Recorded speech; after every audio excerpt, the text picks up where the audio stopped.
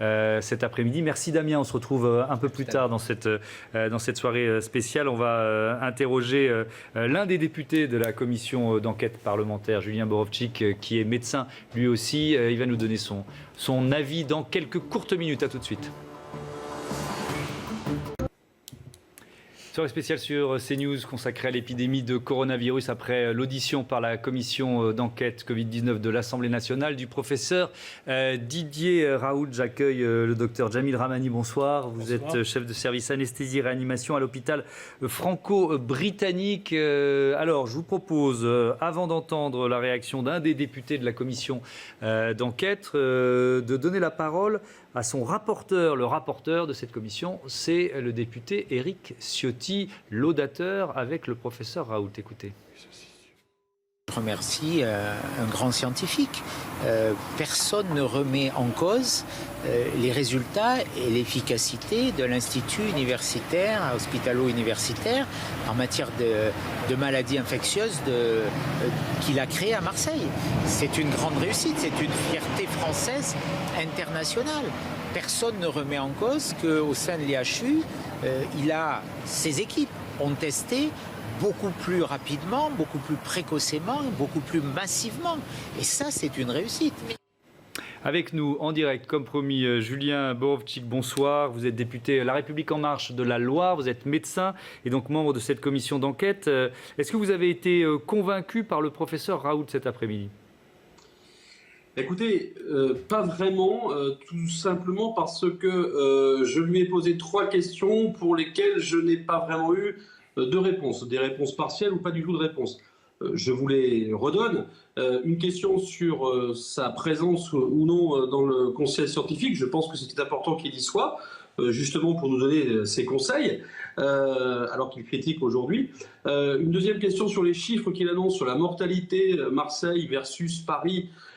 On n'a pas eu de réponse non plus parce que c'est pas très très clair. Et puis dernière chose, moi c'est la question que je lui ai posée en tout cas. Je pense qu'il a probablement été le meilleur ennemi, voire même le fossoyeur d'études sérieuses sur l'hydroxychloroquine dans notre pays, parce que ses études au départ, son étude au départ, elle n'a pas un protocole très sérieux. Et c'est dommage, il n'a pas répondu dessus. Il y a un autre collègue qui lui a posé la question, il n'y a pas eu vraiment de réponse. C'est dommage. C'est dommage. Alors Damien Fleureau, le chef du service politique de CNews, et Julien Drey tout à l'heure disaient que vous aviez collectivement, pas vous, manqué un peu de pugnacité face au professeur Raoult. Je dois reconnaître que nous avons eu un certain nombre de collègues, et en particulier des Républicains, qui ont fait une publicité formidable au professeur Raoult.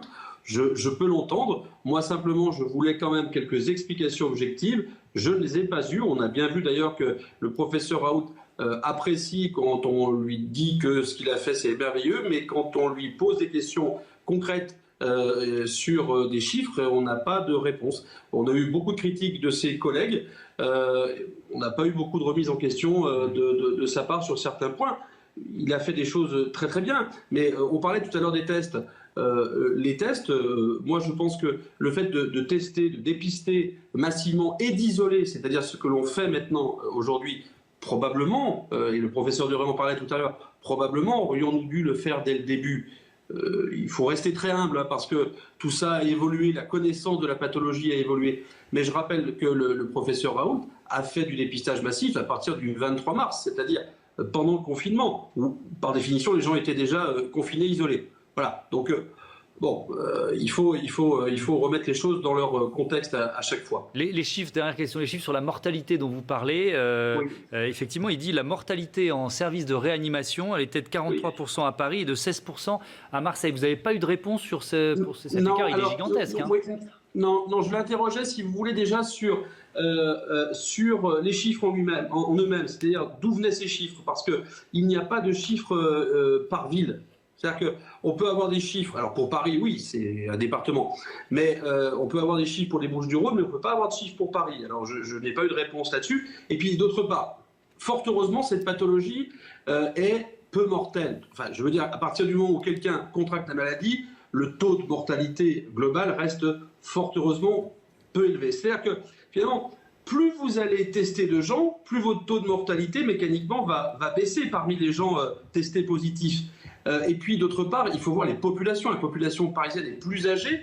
Et puis, n'oublions pas que la population de la région PACA, et en particulier les Bouches-du-Rhône, ont été beaucoup moins fortement impactées que Paris. Comparons avec Bordeaux, par exemple, à ce moment-là. Et on verra que les taux de mortalité ne sont peut-être pas aussi flagrants en différence. Et on pourra... la question, c'est de savoir, voilà, est-ce qu'il essaie d'étayer sa thèse de l'hydroxychloroquine? Je pense que s'il avait, dès le début, fait une étude correcte, avec un protocole scientifique correct, on aurait pu avoir des chiffres que personne ne remettrait aujourd'hui en question et qui pourraient prouver, et tant mieux si ça avait pu prouver ses suppositions, tant mieux si on avait pu trouver une solution dès le départ pour traiter. Mais à ce stade, nous n'en avons toujours pas. Merci beaucoup, merci à vous. Julien Borovtchik de ce témoignage. Ces chiffres, Jamil Ramani, vous les aviez entendus ou c'est la première fois que vous entendez ce différentiel Paris-Marseille Non, je les avais déjà entendus. Ouais. Qu'est-ce que vous en pensez? Moi, ce que je peux dire, c'est que dans l'AREA